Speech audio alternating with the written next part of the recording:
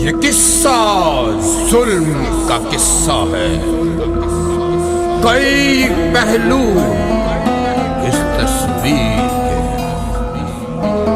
برفیلے سبزہ زاروں میں یہ آنسو تو کشمیر کے ہیں۔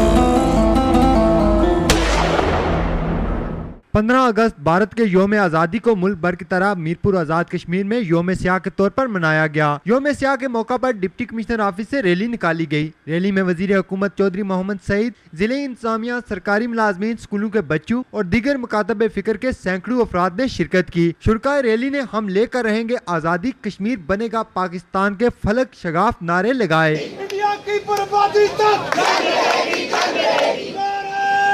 تکبیر،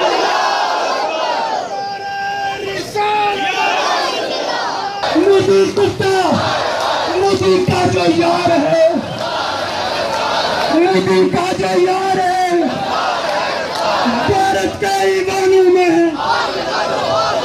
بھارت کے ایوانوں میں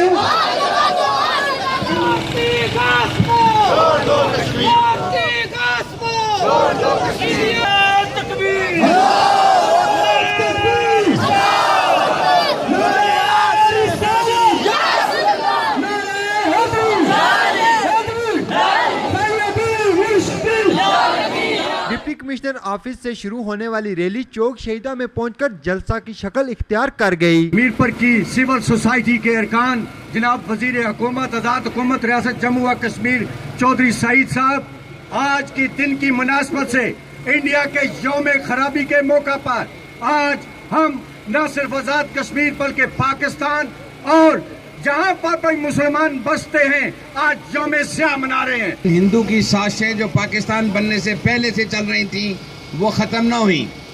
مسلمان ہند خوش تھے کہ ان کو آزاد ملک مل گیا، اب وہ اپنے طرز زندگی کو اپنے نسب العین کے طریق مطابق گزاریں گے، لیکن ہندو سازشوں کے ذریعے کشمیر پر قبضہ کر لیا گیا اور یہ ظلم و ستم جو ہے پچھلے 70 سال سے جاری ہے اور کشمیری جو ہے مسلسل اس کے لیے قربانیاں دے رہے ہیں۔ آج ہندوستان کو پتہ ہونا چاہیے کہ یہ جو 15 اگست یوم آزادی کے طور پہ مناتا ہے یہ ہندوستان کا یوم بربادی ہوگا اگر اس نے احساس نہ کیا اور ان 1 کروڑ 20 لاکھ مسلمانوں کو آزادی نہ دی۔ یہ آزادی کی طرف کسی طریقے سے کم نہیں کی جا سکتی۔ آج بھی آپ دیکھ رہے ہیں کہ وہ ٹینکوں، بارود، پیلٹ گنز کے ذریعے وہاں قبضہ رکھنے کی ناکام کوشش کر رہا ہے۔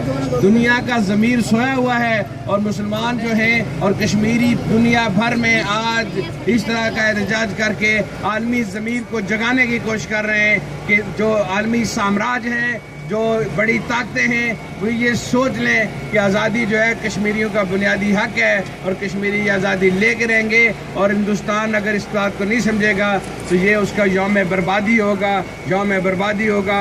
کشمیریوں نے آزادی سے کم کسی بات پر کمپرومائز نہیں کرنا ہے۔